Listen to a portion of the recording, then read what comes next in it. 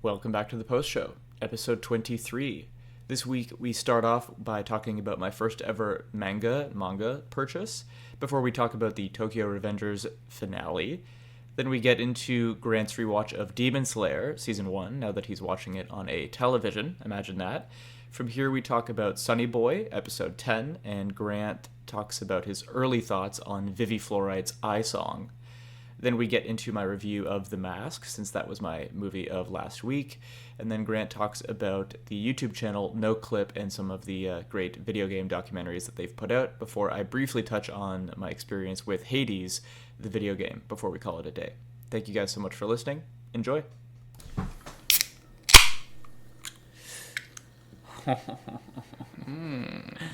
We back, baby. We back. How you doing, homie? It's the post show. Got a nice, cold, refreshing beverage. What are you drinking? A little bit of gin and tea. Oh, I'm having a little gin soda myself.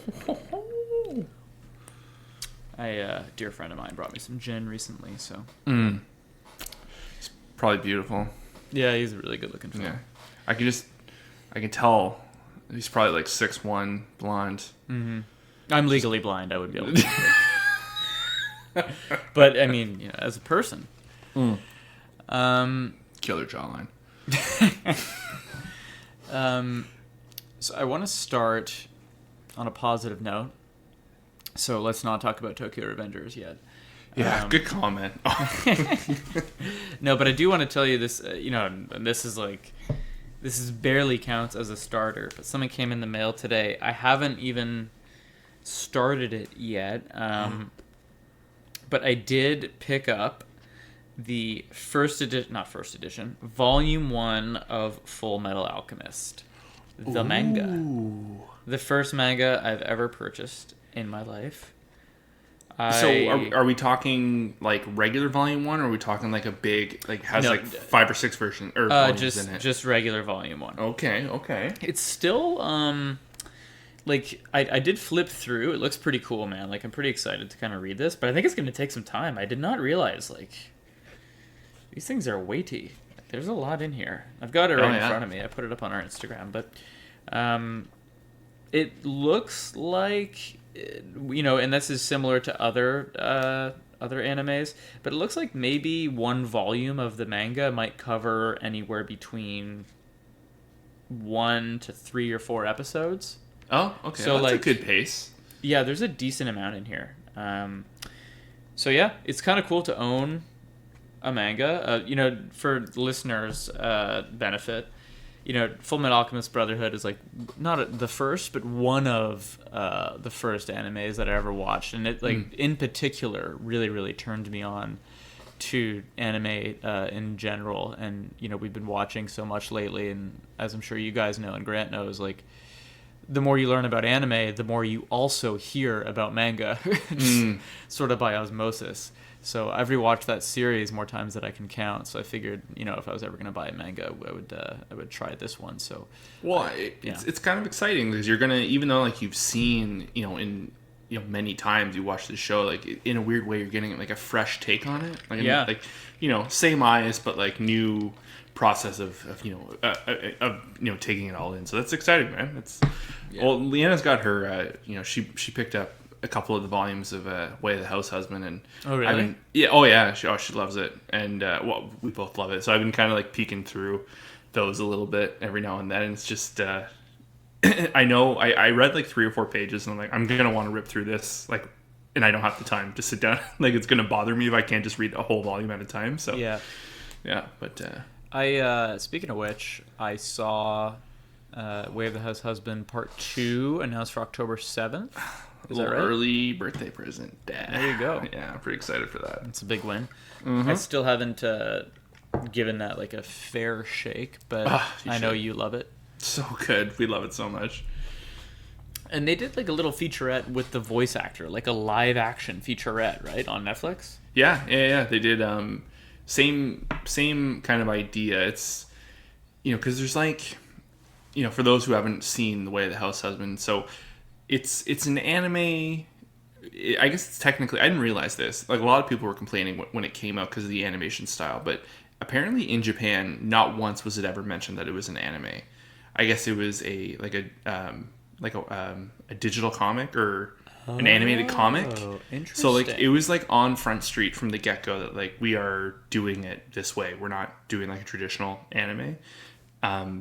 Because like when you watch the show, it kind of comes to life as it very much feels like you're reading the manga. Yes. Even if you haven't, like if you read comic books, like it's presented to you in a very you watch it, you'll know what I'm talking about. It's like a splash screen of a manga panel or a comic panel with like voice acting and sound effects on top.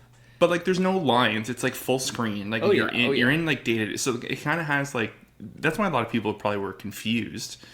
Because it definitely comes across as as an anime, but which it is. But anyways, so they did this with the voice actor.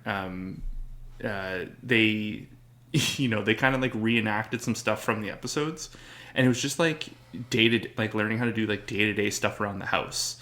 So it'd be like no different than watching like Gordon Ramsay doing like a cooking video on like how to like do like scrambled eggs. Like there's one where like he teaches you how to sharpen a blade, and there's like how to like correctly like get stains out of laundry. And there's one episode, even Leanne and I were watching it, it was it was one of the things that like we just didn't know. We're like, like we're gonna have to use that like in our regular life if we get the opportunity. But there's one episode dedicated to like in the show they call it the white stuff, and he's talking about like I think it's baking soda, and he's using it as cleaning it. So he shows how to like properly clean like a mirror, and like we were just like in awe. It's like a 5-minute clip of him washing a mirror. And we were just in love with it. It's really, really fun. There are so many moments, I can't think of any, where I'm just sitting around being like, God, anime is so weird sometimes. And this sounds like that, but it sounds indulgent. But it's live action, and it's like genuinely like it's a tutorial. How to do things around your house. Like I think there's one episode. How like in Japanese culture they have those like sliding doors with like the paper like window or I'm blanking on the name. No, but I know you mean. So does the audience. But there's like how to repair them. If a piece of paper gets damaged on the door, how to take it apart and how to properly reapply the glue and like to cut it so it's like all fit to form.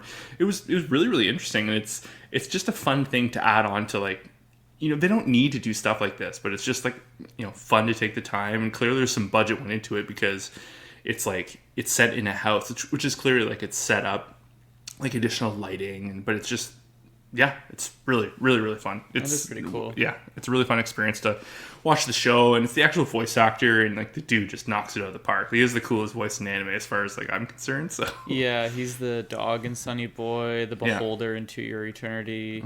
I don't know what else he's done, but he's Nami in Jujutsu Kaisen. Yeah. He's got like a whole community behind him. There's ASMR videos of his voice acting. Yeah, because people like him so much. Okay, now that we're in a good mood, let's talk about Tokyo Revengers because the finale aired. Right, that was the finale, right? That was the finale. So spoiler alert warning for that because somehow Tokyo Revengers is extremely popular. Despite this really, really weird season. So we're not going to do like a whole season in review thing. I think we'll just touch on this finale, very quickly. I think at a later date, I would like, once it's behind us and you can kind of, there's a lot going on right now, a lot of stuff to watch, but I would like to come back to Tokyo Revengers for sure. With some hindsight, right? Yeah. And maybe, maybe this would be another show we're talking about on the My Hero Academia podcast, which dropped a couple days ago, about sometimes, some shows really benefit from a binge watch and other times shows are really great week to week. Mm-hmm. Maybe this would be a show that also benefits from a binge watch. This is a binger for sure. Yeah. No doubt. So anyway, I guess in short, we didn't predict what was going to happen to a T, but we did sort of say, like, I don't want to flash forward to the future, have a brief reprieve, and then have everything go shitty again, which is pretty much what happened. I don't know, man. Like, I'm a little, I gotta say, I'm a little bit torn. Yeah, there's... on whether or not I'll even touch season 2. What do you think? So, there's things I liked about this episode, and there's a couple things like I just flat out did not like. You know what? That's not even fair. There's actually like no moment this episode where I'm like, wow, that sucked. Versus like the rest of the season.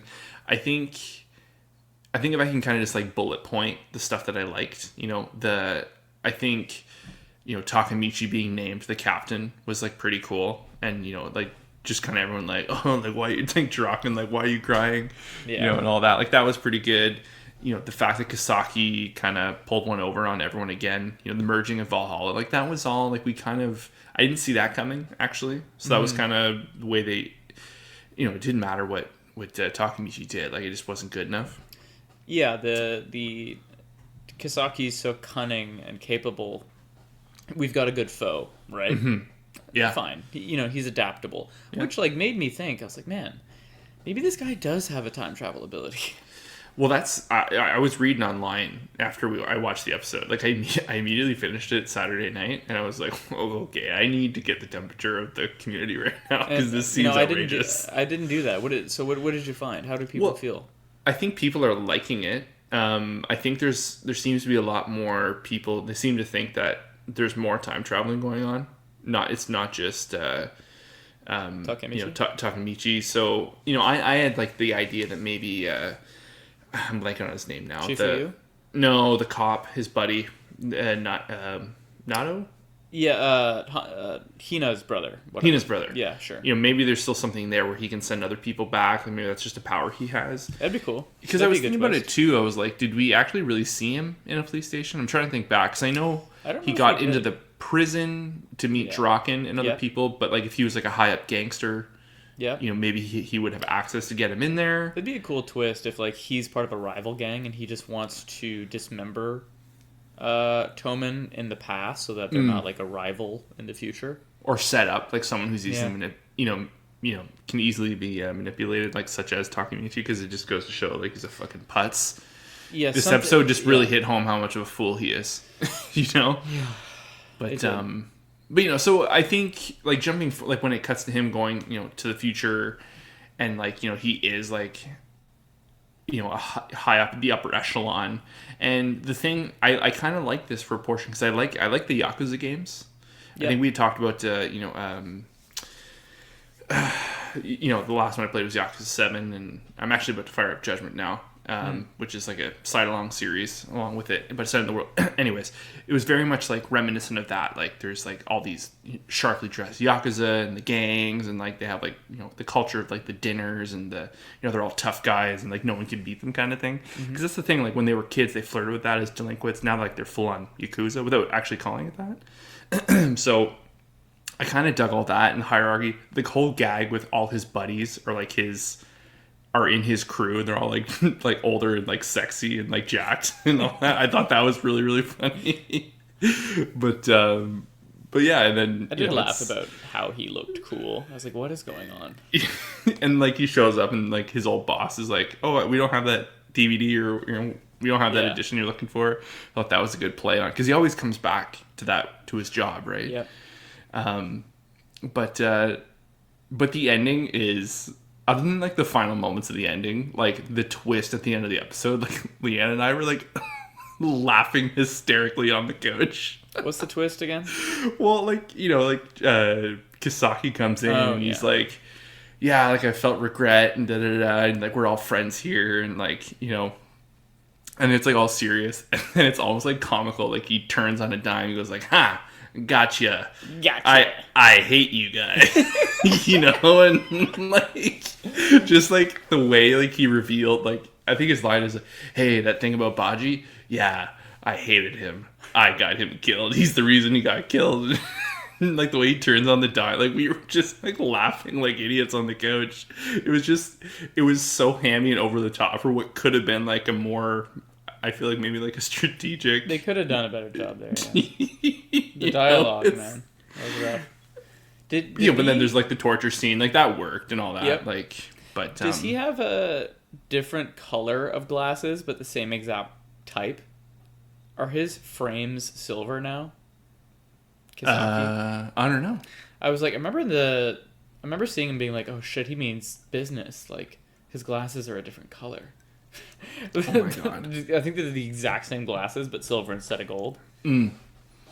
But yeah, so I don't know. They Kisaki, like, that's the thing too. Like, they've set him up as this over, like, super villain type, like, retestro like character act, funny enough, but like, we don't really see him throwing the juice around until this moment, and it was just like so hammy. It's like, that's the route you're going with this. But like, you know, they said some interesting things too. Like, they did a really good job setting up the second season, because, you know, they make the line of like, Mikey's on the lam, Draken's executed, no one knows where Mitsuya is, which I thought was interesting because he was like the only other original guy that was missing.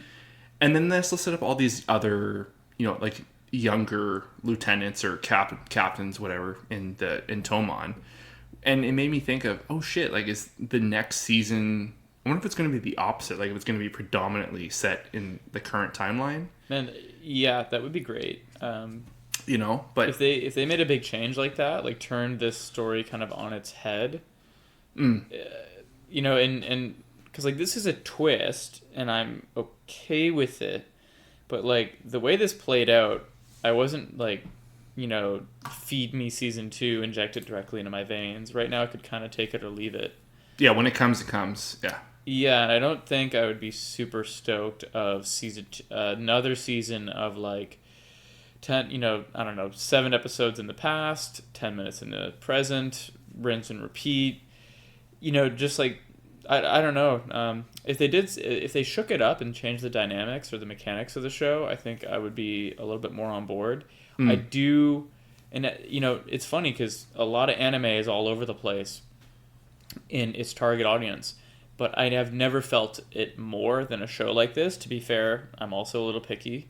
Sure. But I've never felt more like I was too old for a show. Like, it's weird because like the ending is not very suitable for young audiences, but like, yeah, they didn't. I was actually shocked they didn't cut the camera away when they fucking blew Chifuya's brains out. I was like, holy fuck. But I don't know. There's something about like kids that are not even in high school. Like, you know what I mean? Like, I just can see teens loving this. Yeah, but it's not up there for me. Is that weird? No, I don't think so. I don't necessarily have that problem. Like, I think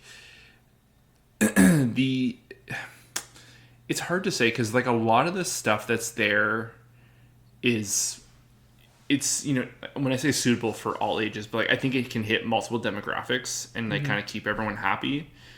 I definitely do agree. It does slide into like a skewed into a younger audience at times. Yeah. But I think, I don't know.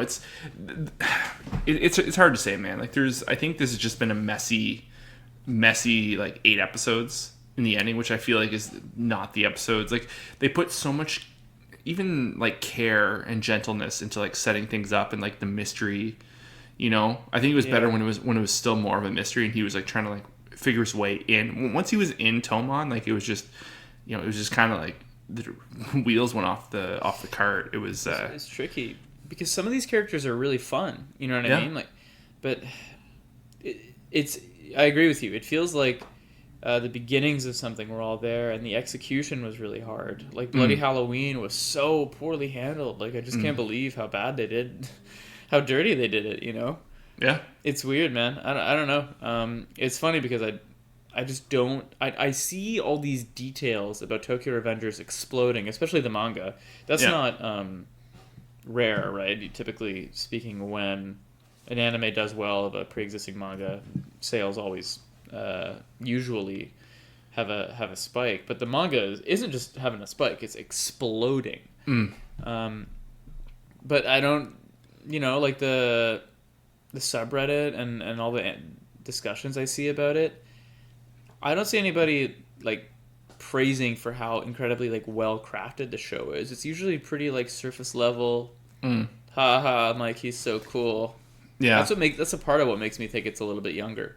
Could be. I will say, like after finishing this episode, I think this would be the time. I think I would read ahead on this. That might be a good one.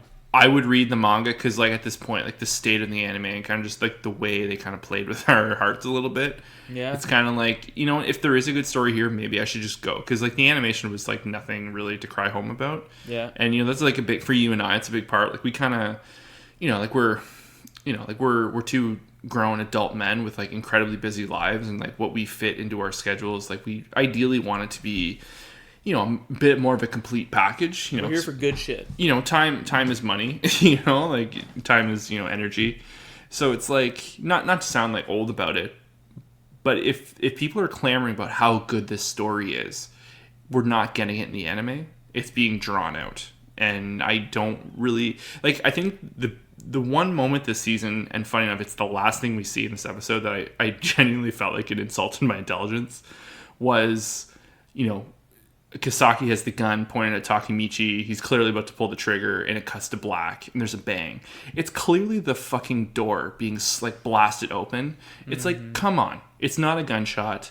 Like, why didn't you just, like, cut to that and, like, you know, reveal someone's face of, like, I don't know. It was just, it seemed so cheap, and it seemed so, like, not. Yeah, I mean, you know what I mean? It's just kind of like, it's like, fuck off. Like, well, you know? It's tricky. Like, that wasn't an earned cheap. It was a cheap moment. You know what I mean? Like, that's, I don't know. I don't want to be a dick about it. But yeah, it just, I don't feel like, you know, this was like a super, and not to sound pretentious, but like a super challenging show. Like, we're about to talk about Sonny Boy, for God's sake. You know what I mean? Like, yeah. Like that, like it feels like these two shows aren't even in the same medium because they're so different. No, I agree. Anyway, so yeah, Tokyo Revengers. Hey, if anyone listening is a huge Tokyo Revengers fan, I'd like to see if you're real. So, unless you're all bots, I don't know. But if we're missing something big, or you know, if you think the next couple seasons are going to be crazy because the manga gets crazy, let us know, because I think we're both a little bit torn, and maybe maybe we just decide to check out the manga. And if we do, we'll talk about it on the show. There's, like you said, there's something there. Like, I can fucking feel it. We can all feel it. Yeah, but, like, I mean, it's we just, watched it's the not, whole season, right? Like, it's not. Clearly. It's just not being presented to us. Like, it's being. I would be shocked if the manga went at this exact pace. You know what I mean? Like, the way they kind of just like bumbled along. It's like, fuck no. Or maybe just the medium of the manga is more forgiving because you can have chapters that you zip through. You know what I mean? And maybe just is like easier to digest in that form. I don't know, man.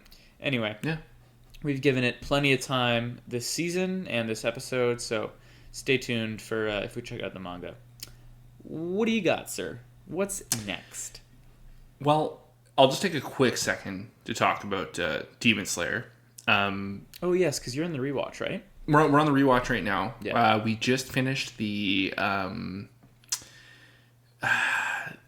battle, or the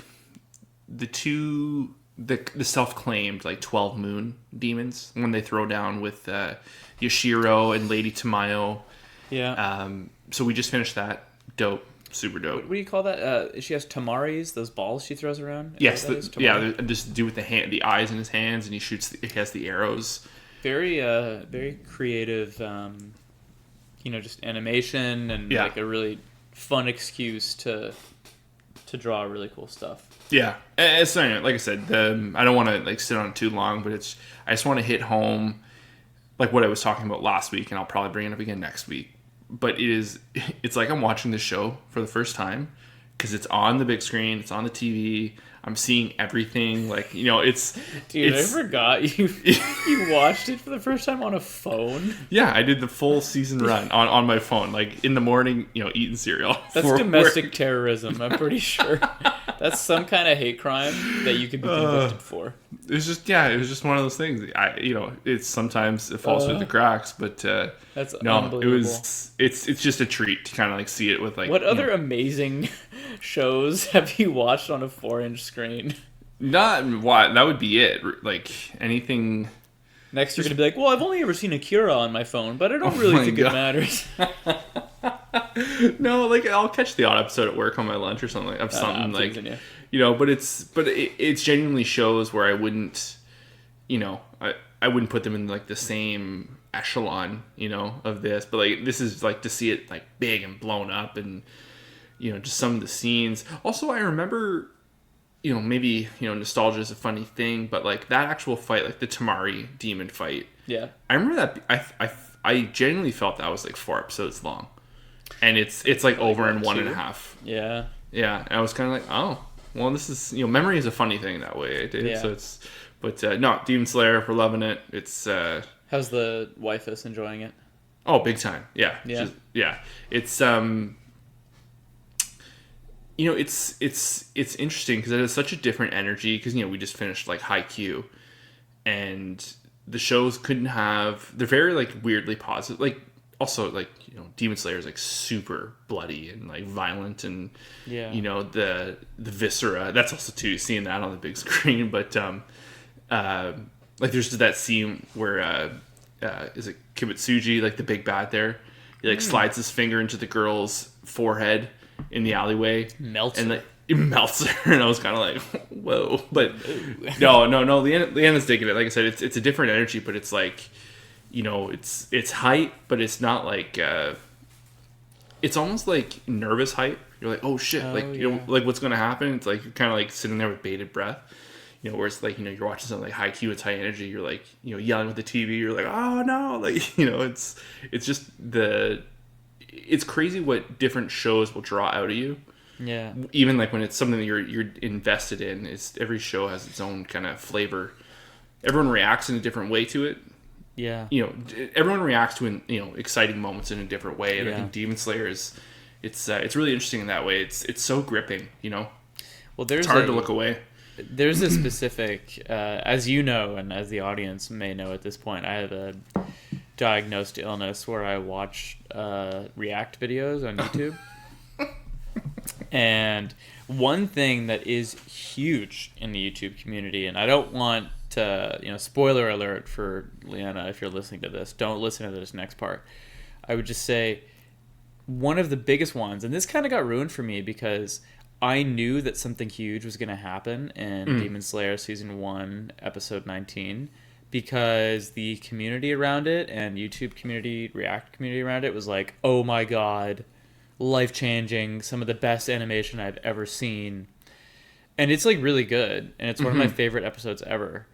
But like, it almost didn't measure up to like the ridiculous expectation that people put on it, right? Like the hype was so much. I was like, oh my god, what's gonna happen? Like, is my TV gonna break in two when I play this episode? So, you know what I mean? But yeah, like you said, there's like nervous hype, and that's how I felt watching that arc and that episode. So I'm excited for her to check that out. For you to see that on the big screen is really fun. Obviously, you know exactly what happens, so it's not really a spoiler for you. But like I said, like even then, like just kind of seeing it again, like in a different perspective, like literally, like a visual perspective, it's dramatically changing the experience of the show. And I genuinely feel like I remember all the beats of the show, but to see it, I'm more focused on the visual storytelling this time around. Yeah. Obviously, like I'm reading as I watch, but it's I focus more on this and I focus more on that. So it's a really fascinating rewatch for me because I've never really had an experience like this where. I watched it clearly not the correct way, and it's funny. It is like people have their own preferences, but you're heading into a really fun arc, man. I rewatched it relatively recently, and it holds up for me. Oh yeah, it's good shit. What is annoying? Do you have Zenitsu yet? Oh yeah, we got a full episode of Zenitsu. A little much, eh? I don't. Wow, I say I don't mind it, but like it's. I forgot that first episode you meet him. He's like dialed up to like 11. Yeah.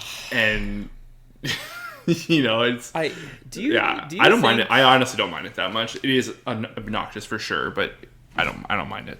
Do you think that it would be like, what if you kept his dialogue and you still had a screamy voice actor, but they weren't in that key, like that loud, high pitch? Like, I think that might be the worst part. No, I think that's what's the best part of it. Oh, see, that's funny. I think the range is like spot on of like whiny complainy. What they were going for. Yeah. It's lightning in genuinely lightning in a bottle. I think it's funny too because it's Connie from Attack on Titan. Are you kidding? yeah, I think so. Wow, that is range. Good so it's like just like he takes it there, like really takes it there when he's going for it. It's like, whoa, dude. That's the thing. Like when you have an annoying character, like like I'll give you one guess. Who else like just has that vocal range and just like uses it all the time? What character from what show? Oh my god, you're putting me on the spot, and now I have no idea. I can't. Bakugo. Oh yes, Bakugo has that range. He goes to it. It's obnoxious. It's loud, but it's fucking perfect. And Zenitsu, as annoying as he is, and as like people will complain across the board, his role as like the epitome of like maybe not laziness, but like I think laziness fits, and just like he's a little shit is what he's a little shit. It's perfect. So it's like you can just not like that character and what he's saying, but like that is what's being presented to us, and it's spot on for what it is. I'll defend that character. Today, because when he's on, he's fucking on. Fair enough. Yeah. All right, Demon Slayer. Let's talk about Sonny Boy. Yeah, great episode. Holy shit, is this a good episode? Sonny Boy episode 10. There's your spoiler warning. We're jumping into it. All the characters die in the first minute. No, I'm kidding. I'm kidding. Feels like it. But yeah, so this one felt like, and I told you off air, like. Sonny Boy is a particularly tricky show, obviously, but also just like your proximity to how recently you've watched it between when we talk about it, and like it makes it tricky because one, I have a bad memory, and two, like it's not a straightforward show. Like it's hard. Yeah, it's very time fluid. But this one did feel like more of a linear show, or a linear episode, I should say. Yeah. With like a relatively straightforward narrative. Is that fair to say? Yeah, absolutely. It was at least the past like 3 episodes, it's the most follow along. It was like not hold your hand, but like the beats were very much presented to you. But I will say towards the end, it got like fucking like jumpy around, like kind of like what is going on here, which I think is intentional. This is yet another show that absolutely would benefit from a binge watch, and I am thinking like now that To Your Eternity and Tokyo Avengers have wrapped, I'm thinking that I will maybe binge it like while it's in progress. So keep in mind we have 3 episodes left. Only 3? Yeah, I believe it's 13 episodes. What? Yeah. Oh, so, I'm heartbroken. I know. That's the thing. I don't know. I want this to go on forever. I'm hooked on this show. Like, this is the visual storytelling, the actual storytelling, the musical cue. Like, the show is the package. And this episode hit all the marks. All the feels, as some people would even say. if this is only one episode, like one season, I really could have this thing go 20 or whatever. Damn. Yeah, well, that's the thing. Like we don't know a bit. We don't know. And like I said, I'm pretty sure it's 13. I remember reading that, so I could be wrong. But damn, I mean, too much of a good thing. Whatever. Sure. Whatever they want to do, like they have steered us right. Yeah.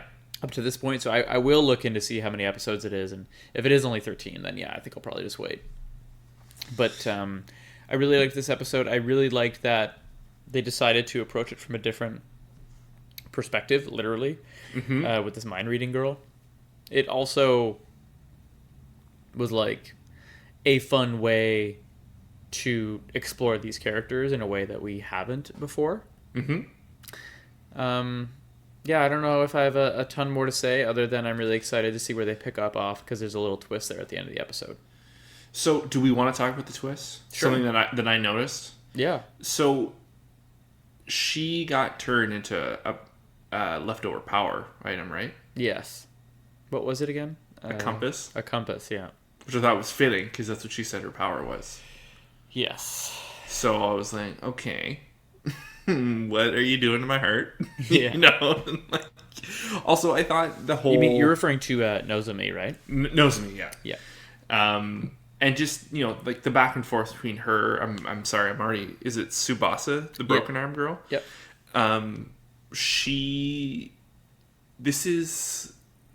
The show has done an incredible job, I feel like we've been saying that a lot this season, or like, this conversational season we've had over many shows.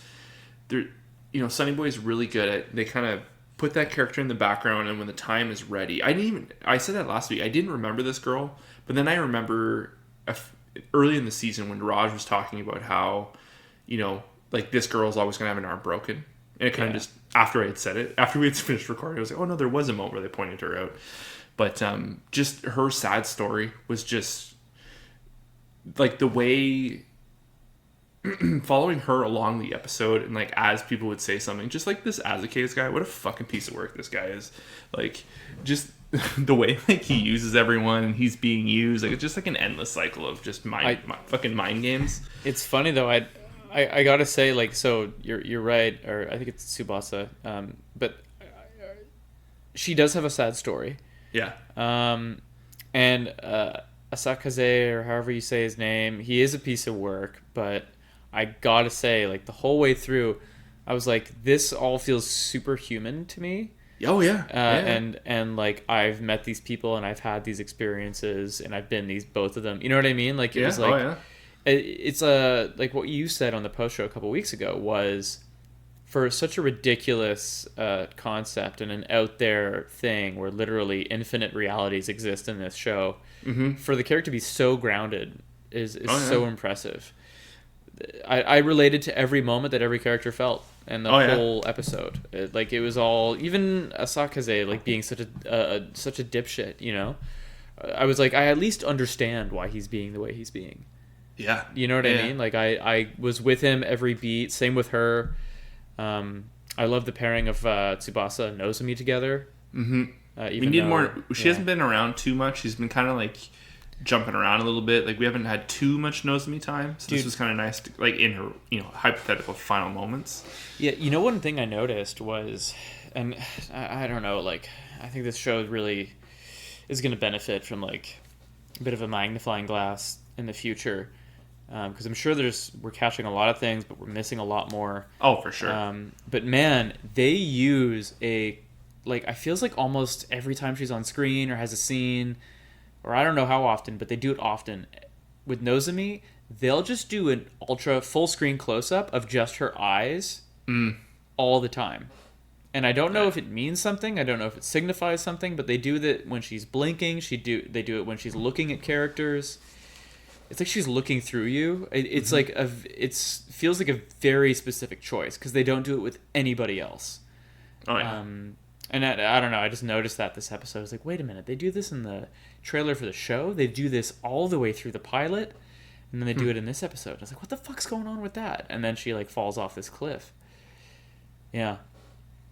Yeah. I don't know. The also too, like, you know, when, because, like, a gun just appears. Like, there's two things. So that's the thing. Like, they kind of hint that might be the holdover item. Yeah. For defeating war, which I thought was cool too. Like, just, you know, just being forever, like, in war, like, just always flowing, like, everything's moving around, which I thought was kind of like a cool effect. But it cuts to a point where Azekai's, we should really figure out how you say his name. But, like, he fires that gun, and I fucking jumped. Like, like, from, you know, like, it spooked me, like, because, you know, we've said this before, like, the show will just be dead silent, and it's just using, you know, faint background, not even music, just, like, you know, you call it earth tones or, like, surrounding tones or whatever, and then just this gunshot just, like, absolutely crashes across the screen, and just, like, you're like, fuck, like, what? It's I don't know, really, really good episode. The shot with him and the whales too, I thought that was, like, very that was so cool. Yeah, just beautiful stuff like that, and kind of like back to what we were saying before, you know, about them being grounded characters. I was thinking about it last night. All this stuff is going on. Like, they're in all these, like, you know, infinite worlds and blah, blah, blah, and all this and that. But it genuinely feels like they're still just back at home. Like, it feels like they're living their regular lives still. Like, there's no... Like, they're not faced by anything. So, like, that's kind of just, like, another layer of, like, what is actually going on, because, like, they're just the normalcy of everything. Like, it cuts to, you know, Tsubasa at the, like, the the subway terminal, or the terminal, whatever it was. Trains, planes, or automobiles, who knows? But, like, just, you know, her, like, everyone's, like, going about their business and on their way. Everything just seems normal, and, like, they're still living their lives and acting and thinking like teenagers. It's just, it's such a mind trip, man. Like I really, really, really like what they're doing with this show. One of the girls, I can't remember who, if it was Nozomi, I think I don't know who it was. One of them says we're static people. Like we stay the way we were, and I wonder if that's like because they're literally in stasis, or they're like what? A snapshot of the people they were, or of who they come from. Exactly. Maybe that doesn't allow them to panic, but either way, you're totally right. I noticed it in this episode too. They're literally, like traveling from reality or world to world, and they could be in any of them forever. You know what I mean? And they have evidence that people have been there forever. The dog, like, but no one's panicking. Yeah. Like there's conflict for sure, but no one, like, there's no mob mentality. I mean, there is a little bit, but you know what I mean? You're right. You're totally right, and you're with saying that they like the normalcy is almost eerie. Yeah. I don't know.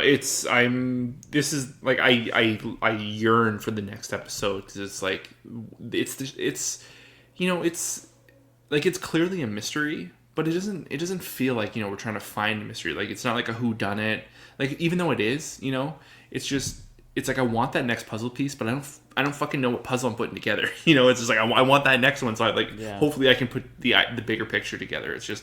Man, this fucking show, man. Like, it's, God, Sonny Boy. If you're not watching it, I think people are genuinely missing out on this. Yeah. It's beautiful. Like, some people would look at it flat out and be like, this is pretentious. I think you're wrong. But, like, it's good shit. Sorry, my cat's really excited about Sonny Boy. Episode 11, where's it at? Oh, my God. But, no, I totally agree. I don't know if this show is going to end with a conclusion, like they all get back.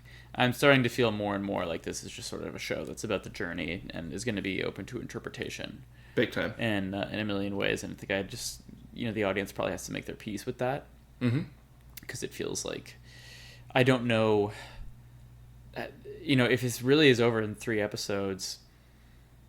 What kind of conclusion we're going to get. I'm very curious. I also have no idea what to make of Mrs. Akai.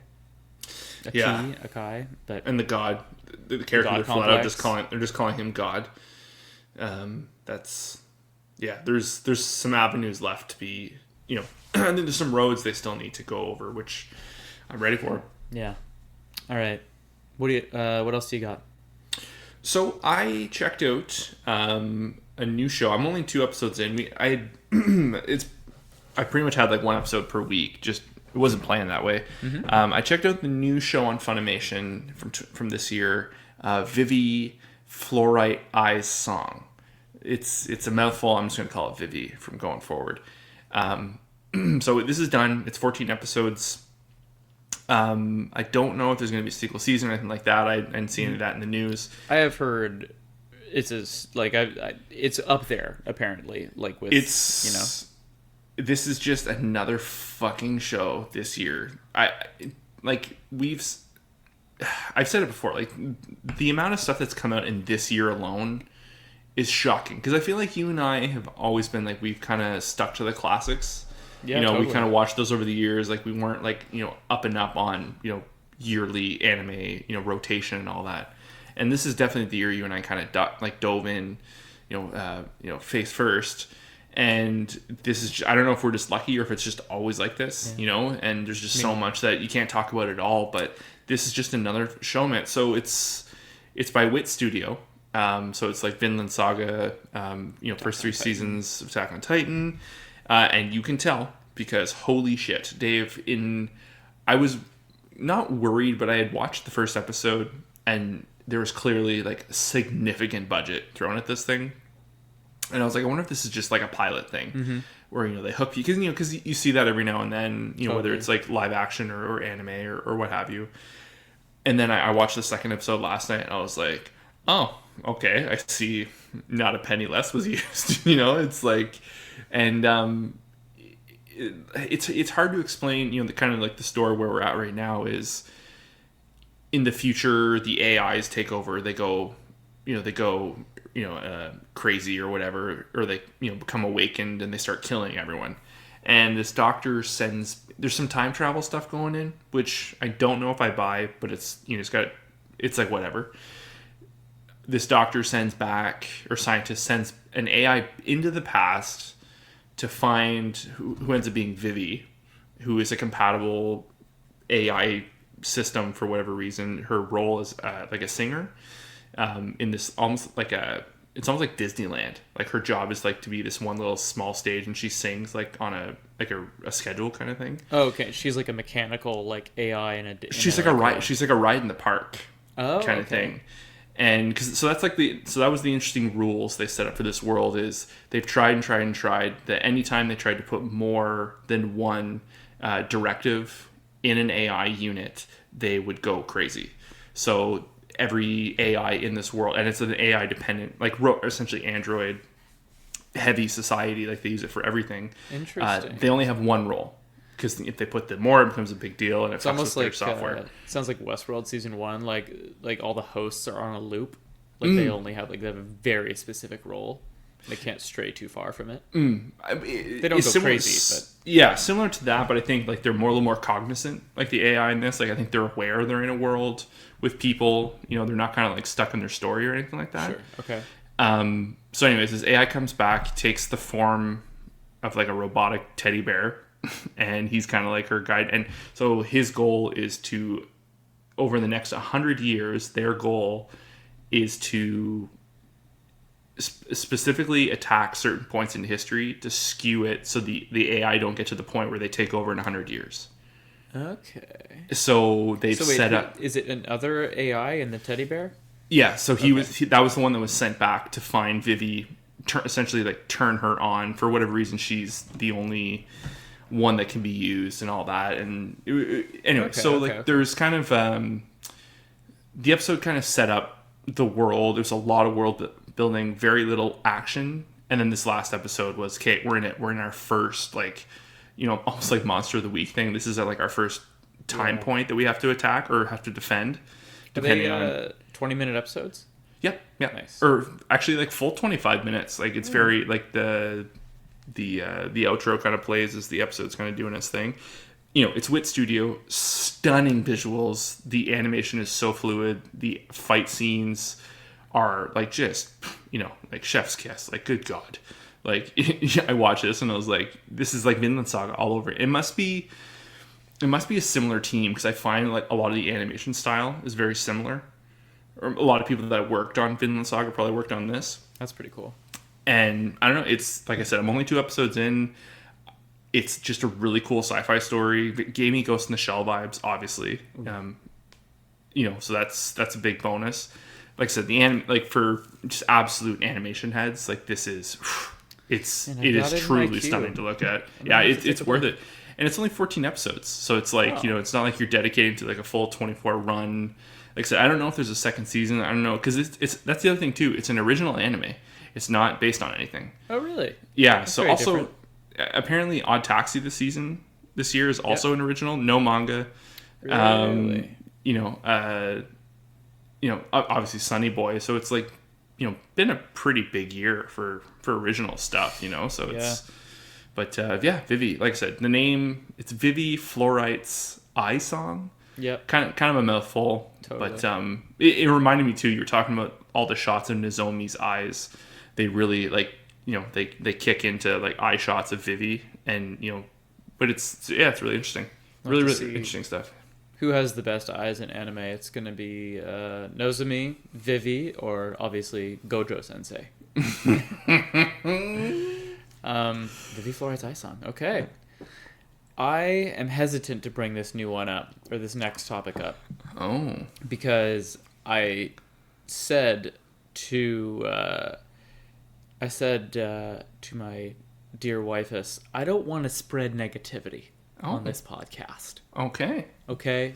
And I'm just so gosh darn riled up about this one, Grant.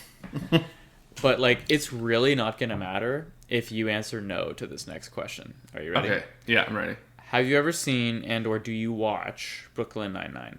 Yeah. Okay. So, obviously, for the listener, that's not an anime. I would love a Brooklyn Nine-Nine anime. That would be See, that would be good. Top tier. So I'm not going to spend too long on this because I don't want to get too dicey or too into it. But what I will say is season 8 just hit Netflix. Have you seen season 8? It's already on Netflix? It just hit, yeah. Oh, fuck. Yeah. Wow. It just finished airing last week. Yeah? What do you want? I think maybe they have a deal or something. Jeez. Did you watch season 8, like, live? No.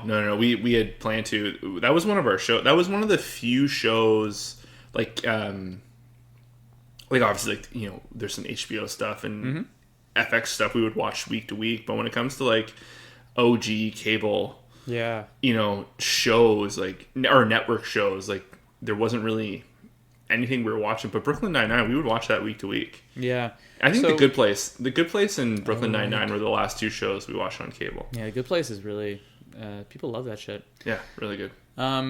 So I'm not going to harp on it too much. I love Brooklyn Nine-Nine. Like, it's you know, awesome. at the same time, I'm not like... I don't know if I could tell you a plot season to season. Like, I'm not a crazy obsessed week to week viewer. I just think it's like a good lunchtime show or whatever, you know. Absolutely. Usually while I'm working, it's like one of the few, like you said, cable shows that's out there that's like genuinely funny. Fucking Andy Samberg, like just the cast, Andre Bauer, Joel Trulio's an Joel absolute Trulio, oh my assassin God. on that show. Unbelievable. Just very, very strong comedic writing and comedic chemistry. Look no further for like how to do it right on TV. So, all that said, and I don't want to like set you up because you're gonna watch it, so I feel bad, but I do just want to talk about the pilot of season 8, episode 1. I was just watching it at the end of like a long weekend, or we were watching it, and man, it's so weird. It's like it felt like they decided that they had to acknowledge 2020 because they filmed it like in COVID. Oh, is this all about the propaganda stuff? Yeah. Yeah. So like I don't know what the action or the reaction elsewhere has been, but it felt, and I just want to call it what it is, like it felt really disingenuous, and it felt like the producers and or writers or the network or someone without creative control looked at 2020 and whatnot and just printed out a list of keywords of sensitive topics that they should hit. And then they did that in 22 minutes, like about as clumsily as you can. It was a really, really big letdown. Episode 2 was better. It was like, and that's what makes it kind of worse because like it feels they were like, all right, well, we should be serious now. We've never been serious before. Sure. But now let's solve racism in 22 minutes, or you know, like they just kind of went that way. And it was like really weird. Like it really did not hit. It felt disingenuous because like that's just not what this show is. Sure. And it felt, and I don't want to get like too political or anything, but it just felt like it was coming from the wrong place. And I get it, you know, like the obvious like response to that is like, well, what do you want them to do? Just pretend everything is not okay? It's like, no, of course not. Like, you know, if there's something topical. Wait, so do you mean, like, do you think their heart was in the right place, just like the execution was just not correct? Or do you think it actually came off as weird? Like, it didn't come from a good place?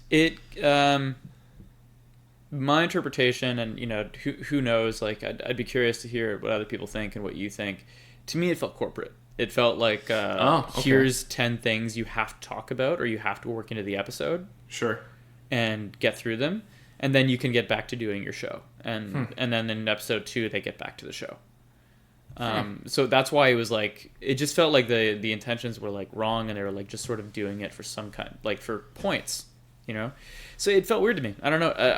It was just super weird, man. Like it's an unrecognizable episode of the entire series. I was like, really? Well, you know, and I'm not personally affronted, and I'm sure that there are probably a lot of people that are like, I'm glad that they're talking about this stuff. And you know, absolutely, like a lot of the subject matter that they bring up deserves airtime and deserves to be like looked at under a creative lens and all of that.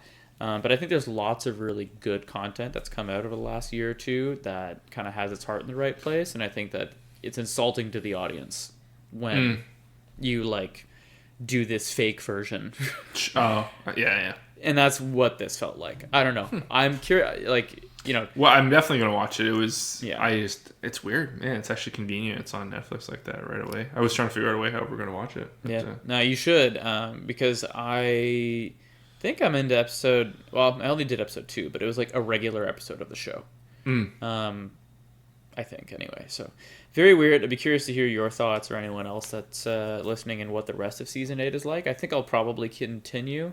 But it was just like the weirdest thing. I was like, I don't understand what's happening right now. So interesting. Yeah. It's weird. I'll have to talk about it when I get around to it. Yes. Okay.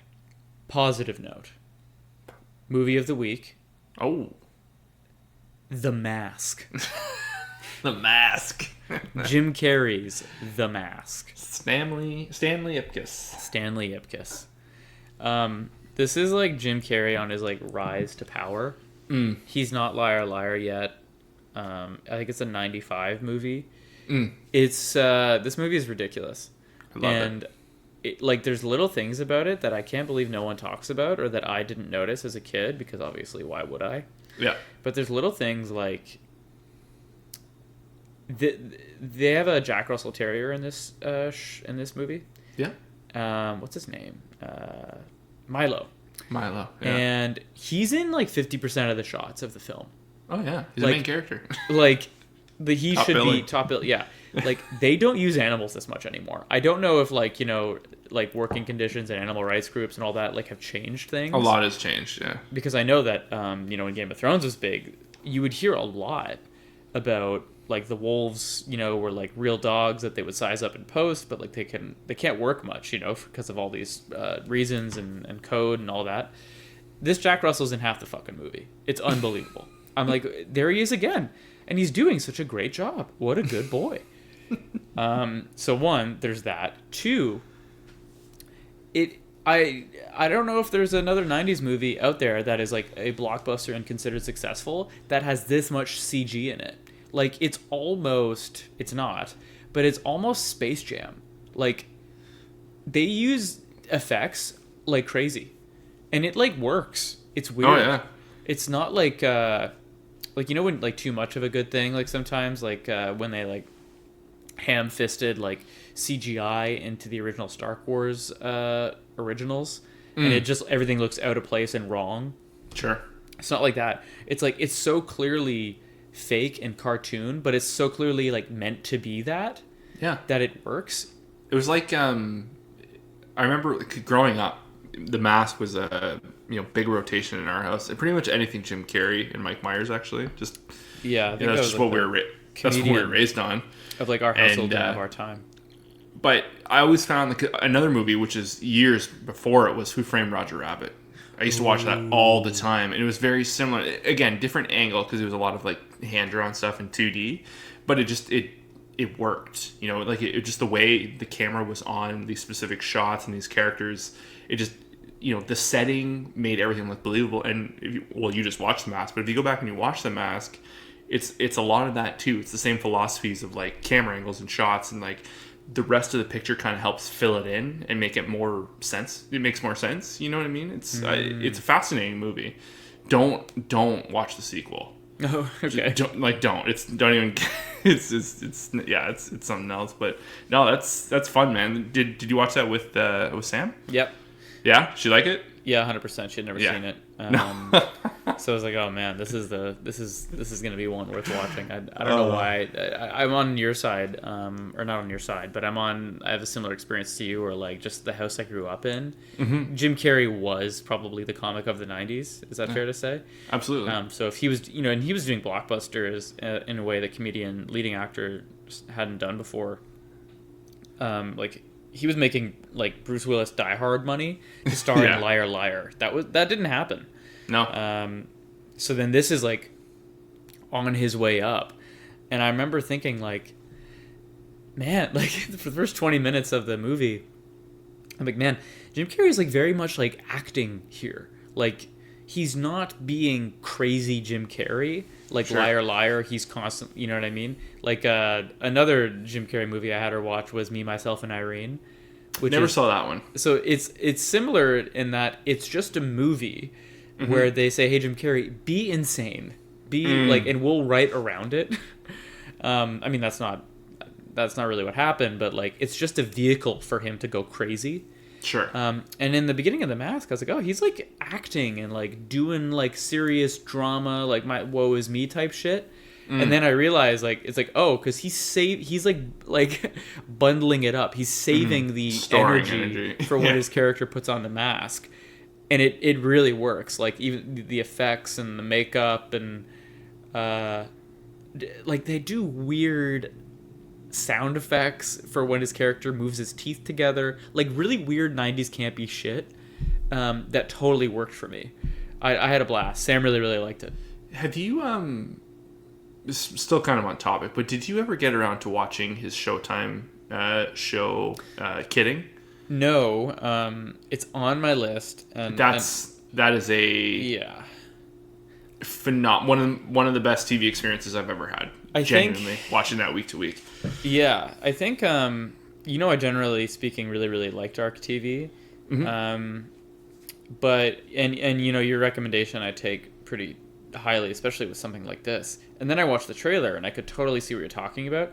I just think at the time I had wrapped like Mr. Robot or like True Detective or something. Oh fuck, that'd be a hard companion piece. And I was like, and I watched the trailer and I was like, fuck man, like I'm not ready to be hurt again. Like, yeah. But it's I've got it like saved and it's in my queue. And like I'm such a big fan of his comedically and for like what he's done, and obviously like two of the big classics are Truman Show and Eternal Sunshine of the Spotless Mind, and it looks I've always wanted to see Eternal Sunshine. Oh, you haven't seen it? No, I really like the Truman Show. I remember growing up, that was like one of the movies. I remember it was just on one day and I put it on. My parents were like, you can't watch that, and I was like, what? Like, what do you mean? It's like Jim Carrey, and they're like, no, like I think it's like not the Jim Carrey, Yeah, and I just wasn't allowed to watch it, and then years later, I was like, fuck you, mom and dad. Like, I'm watching the Truman Show, and I was blown away. I was just like, what a, it was special because like at the time, like the 90s was when, it's obviously pre-Marvel and all that, but like Hollywood was kicking in that new wave of like, mid to late 90s into the 2000s, like the super blockbusters. Yeah. And the Truman Show was just kind of like a snapshot of like the movies they were making in the mid to early 90s. Totally.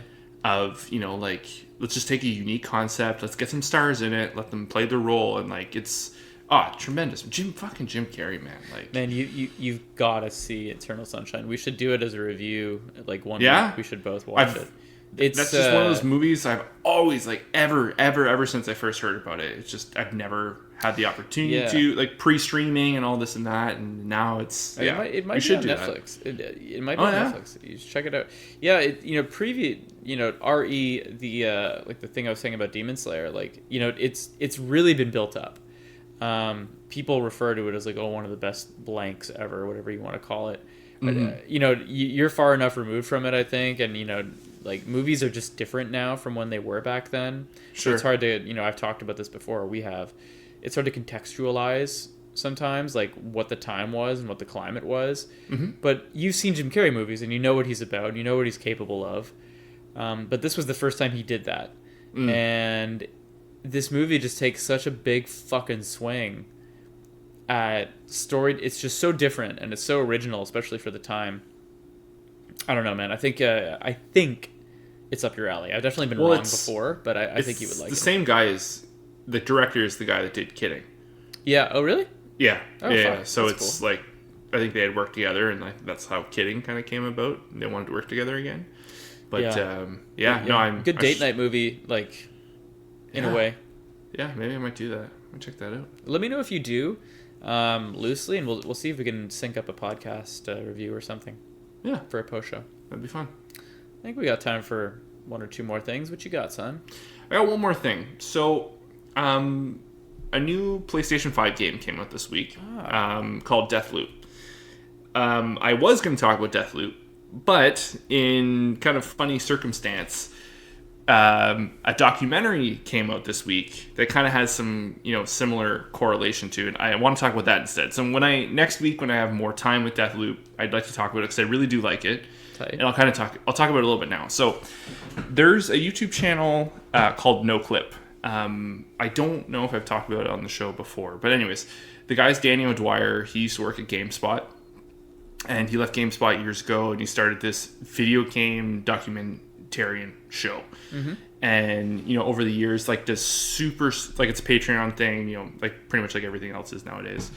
But he does documentaries he does interviews and like in-depth, like, processes of how certain games are made, And the channel is called No Clip? So the channel is called No Clip, all lowercase. I guess when it comes to recommendations, that game Hades that came out? Yeah, I have it on my list. So he did a really cool thing because that game was in early access, and he did essentially a video series with them, like essentially the making of Hades. He'd like check back in after a few months. He'd do the interviews again, see where they're at, the climate. It's like a 5-episode run. I think you can watch the full thing. It's like an hour and 40 minutes. Fucking tremendous. Like really, really, really good stuff. And you can kind of, follow like them along making of this game, which ended up being a huge deal. And if you haven't played Hades, you probably should. I played it for the first time this week. Oh, did you really? Yeah, I have it on my list to talk about. Oh, okay. Right. So, but anyway, so Deathloop is made by a company called Arcane Studios. Uh-huh. And in 2017, they put out a game called Prey, which is, as of now, it's in my top 5 like best games I've ever played. I was just completely enamored by the world and the storytelling. Prey as in Faith or Prey as in Predator? Prey as in Predator. Okay. So anyway, there's No Clip just put out a full hour-long documentary on just kind of like behind the scenes of what went into building Prey, because it was such a technological heavyweight. Like just like the whole game takes place on one giant space station. It's just like an open world. It's kind of like a Metroidvania where you have access to some areas, you get some new stuff, you can backtrack. It's a very livable space. And I watched that this week. And I've watched all this stuff before, but this is just kind of like perfect because I love this game so much. I love the studio so much. And it's just, even if you're not, because the game is a big ask for people because it is so big and so massive, but it's like awesome modern sci-fi. Like if it was a movie, like you couldn't even appreciate it as like a movie story. Like this is like where the medium of games can just work better sometimes for certain stories. And so anyways, it's they just they get into like the just the mechanics of how they make there's a whole segment in the documentary about how this one elevator, it took them like 8 months to work out the kinks on it because they wanted it to be like realistic. Like you're like on a physical elevator that goes from one level to another. And they were talking about how there's one section of the game where you're ambushed in the elevator, and they were that was the part that took them 8 months to figure out. They're like, we just decided we essentially like teleport you, like we like cut the screen to black and we teleport you to a different elevator. It looks identical, and then you're able to use your guns in that point. And like they talk about the physics. It's just super, super fun. Like I'm a huge video game nerd. All the, I love like the minutia solving that's exactly involved in the development of a video game. Yeah, and just and like the stories and the characters and just like the beats, and they get into like because I love like the fascination of like it's funny like you and my brother, the way you guys talk about UFC and like the way someone talks about sports. Like I keep an eye on the news, I follow this stuff, I see like, oh, that's interesting, that's going to lead to that. Like I read about the money and the the acquisitions, and it's just like it's a hobby for me. Totally. And this documentary kind of hits like little stuff like that and the making of it. But like this studio, I've never played a game that they've also made a series called Dishonored, which is it's all in the same wheelhouse, and Deathloop that just came out is in a similar. I've played a bit of Dishonored. It's really cool. Oh yeah, so you at least have something to work with, like visually, like the dress setting. Like I've never played a game where everything seems so naturally lived in. It's all believable, the time periods, and it's just so cohesive. They're truly masters at like making a world feel realistic. Remember the mechanics of Dishonored blew me away, like how fluid it was, because like they're doing some pretty cool like teleporty type shit. And I remember I was like, damn, this is pretty slick. Yeah, I like this. I like the Dishonored games. I like the lore, but there was just something about Prey that clicked with me. Like it absolutely. I was playing Prey for like, I don't know, like a day, and I was like, I need a better TV. I need to see this bigger. And like I went out and I bought this new TV, and it was just, I was just obsessed with it. Like it's, great story, great game. So anyway, so anyone listening who maybe you're not into games, and if you're just looking to kill like an hour watching, like it's kind of an interesting thing just to see like how, like, I guess the bread is made. What would listener look up? No Clip Deathloop? No, so No Clip Prey. No Clip Prey documentary, I guess. But yeah, I don't know. I really enjoyed it. Like I said, it was perfectly. I think even like the opening minutes of the documentary, like Danny, like the host, like Danny, he makes a point of like, if you played Prey, like this is for you, and if you haven't, like just be in awe of like all like the work that goes into this, and just it's just, it was really, really good, really interesting. I'm probably gonna watch it again. Damn. Yeah, it's I love this shit, and they knocked it out of the park. Also, too, if you guys like Hades, the Hades one is also super, super incredible, and that's kind of different because that's kind of seeing it as everything's being made, and they're following it along the way. And the last part of the documentary came out the day it fully dropped or fully released. Yeah.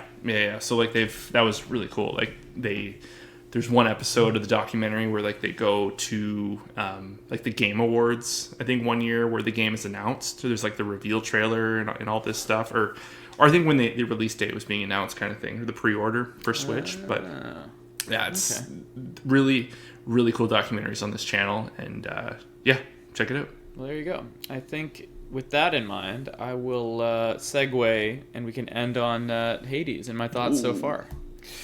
What do you think? It's pretty good. All right, we'll see you guys next week. Later. No, yeah, it's I've got maybe an hour or two into it. Sure. And like it's been recommended to me by numerous people at this point. So it's again like at that thing where like I'm expecting it to be pretty crazy. So it has delivered. It's weird for a game so straightforward and simple in a way to have received such insane critical praise.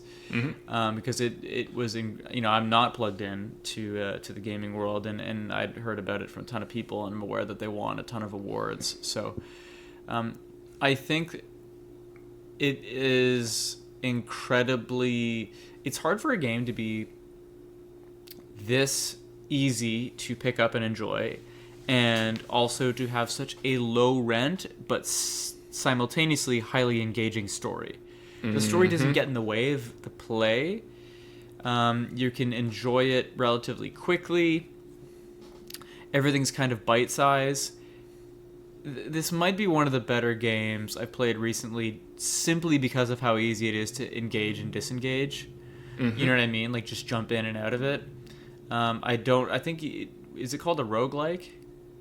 Yeah, ish.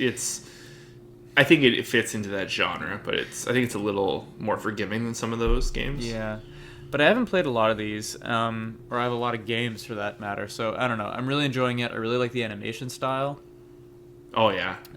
It's a really, really beautiful game. So yeah, we'll see how it goes over the next little while. But so far, I think I understand the hype. It's pretty ridiculous. Oh yeah, like it's fun. Like my 9-year-old daughter, like Corinne, was upset. Like she was. I think when I saw you last, we were talking about this, but like when I got Hades, was she was there when I started playing it, and she was like super invested with me. She'd be like playing over my shoulder. She'd be like, oh no, you should get this boon, you should get that one, and da da da. And it was always Aphrodite, and she was like, oh, Aphrodite's so pretty, like, you should go with her. And like I learned like all my best builds were by picking Aphrodite as like my boon. Funny. And but no, and so then she when she got her Switch, she was like, well, I want Hades, and I'm like. Gotcha. I got you covered there. But yeah, it's mythology fun. Is really fun. There's something about that with kids too that is highly engaging, and like you could be grown up and very removed from it, and it all comes back. It's like that's what I was saying about the story. Like it's so easy to just like pick up and be like, oh yeah, okay, this is pretty cool. And you know what, like, you know, from like mechanics are key, right? Like at the end of the day, if the game isn't tight and plays well, you know, what do you have? Like if it's just a story, then it's something else. But like it plays so well, it's so tight. Are you playing on the Switch or are you playing on the Xbox? Xbox. Yeah, it runs well. Game Pass right now. Oh yeah. Yes, it is. Runs very very smooth. Nice. So it's a good game. It's like more challenging than I thought it would be too. So it's funny, like you're just sort of destined to eventually die. I haven't played a lot of games like that, but I guess that's probably more telling than anything about how many. It took me a while. You know, it was like, you know, you die and you die and you die, and then you get to a point where you're like, oh, okay, well, let's try this or let's try that, and you know, you learn about timings and, you know, like, or, you know, visual cues and audio cues, and it's the game is training you. Yes, absolutely. Yeah, but I really like it. Hades, check it out if you haven't. I'm probably the last to that bandwagon, so I don't think anybody out there is like, "Oh, I've never heard of Hades." But I think that's probably where we can wrap it up this week. I think so. Okay, guys, thank you so much for listening. If you're not aware, we have been covering My Hero Academia for the past 24 weeks. So next week is the finale of season 5, so we'll cover that. The episode will drop on Wednesday as per usual, and then the post show the following Friday also as per usual. So stay tuned.